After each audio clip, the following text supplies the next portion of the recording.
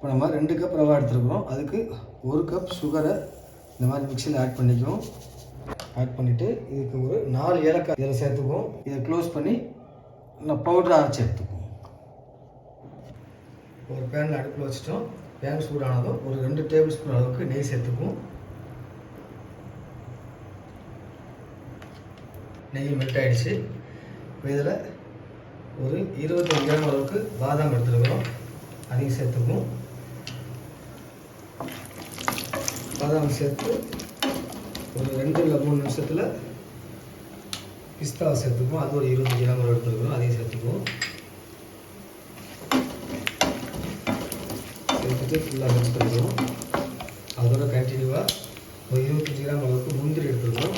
அதையும் சேர்த்துக்குவோம்.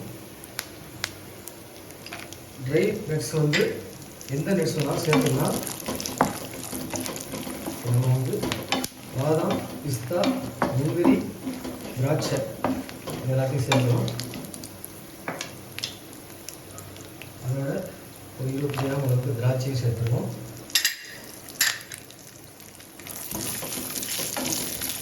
அதோட நெய்யில் ஃபுல்லாக வறுத்துருவோம். நெக்ஸ்ட்டாக நல்லா ஃபுல்லாக வறுத்துருச்சு. இதை ஒரு பிளேட்டுக்கு மாற்றிக்கும். முந்திரி திராட்சை எல்லாத்தையுமே ட்ரை பண்ணி எடுத்துக்கிட்டோம். அடுத்ததாக ஒரு பேன் வச்சு இதில் பேன் சூடானதும் ஒரு 2 டேபிள் ஸ்பூன் அளவுக்கு நெய் சேர்த்துக்குவோம். இப்போ நெய்யெல்லாம் மெல்ட் ஆகிடுச்சு. இப்போ நம்ம வந்து மெஷர்மெண்ட் கப்பால் 2 கப் அளவுக்கு ரவா எடுத்துருக்குறோம். ரவாவை இந்த நெய்யில் ஃபுல்லாக லோ ஃப்ளேமில் வச்சு ஃபுல்லாக ரோஸ்ட் பண்ணி எடுத்துக்கணும். இந்த மெஷர்மெண்ட் கப்பு நம்ம 2 கப்பில் எடுத்துருக்குறோம். 2 கப்பு வந்து நமக்கு கிராம் கணக்கில் 400 கிராம் அளவுக்கு ரவா வருது. அதே கப்பில் 1 கப் சுகர் எடுத்து அதை பவுடர் பண்ணி எடுத்துக்கிறோம். 2லேருந்து 3 நிமிஷம் லோ ஃப்ளேமில் வச்சு இந்த ரவா நல்லா ஃபுல்லாக வறுத்துட்டோம்.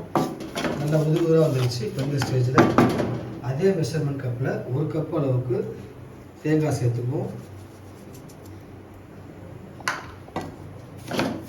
தேங்காய் சேர்த்துட்டு ஒரு கரெக்டாக ஒரு 2 நிமிஷம் இதை அப்படியே முன்னாடியே ரோஸ்ட் பண்ணுவோம். இது வந்து தேங்காய் துருவல் சேர்த்தோம்னு சொன்னாக்கா அது ட்ரையாக ஒரு வரைக்கும் நம்ம இதை ரோஸ்ட் பண்ணணும். இப்போ நம்ம வந்து ட்ரை கோகனட் தான் சேர்த்துருக்குறோம். அதனால் ஒரு 1 நிமிஷம் இதை ரோஸ்ட் பண்ணால் போதும்.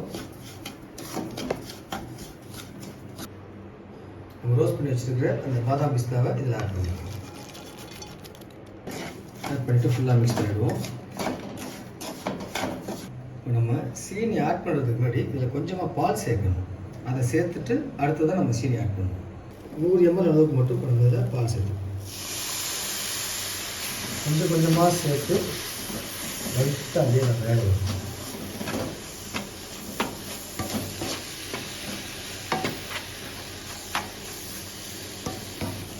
அது திக்காகி மறுபடியும் ட்ரை ஆகி வரணும்.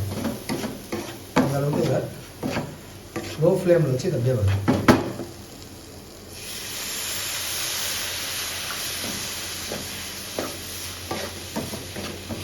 பவுலில் உள்ள நம்ம பவுடர் பண்ண சுகரை இதில் ஆட் பண்ணிக்குவோம். நம்ம அந்த உள்ள சூட்லேயே இது ஃபுல் லைட்டாக மெல்ட் ஆகி அந்த நம்ம உருண்டை பிடிக்கிற அந்த கன்சிஸ்டன்சிக்கு வரும். அவ்வளோதான், ரெடி ஆகிடுச்சு. இதை நம்ம வந்து சின்ன சின்னதாக உருண்டை பண்ணி ஒரு பிளேட்டில் மாற்றிக்குவோம்.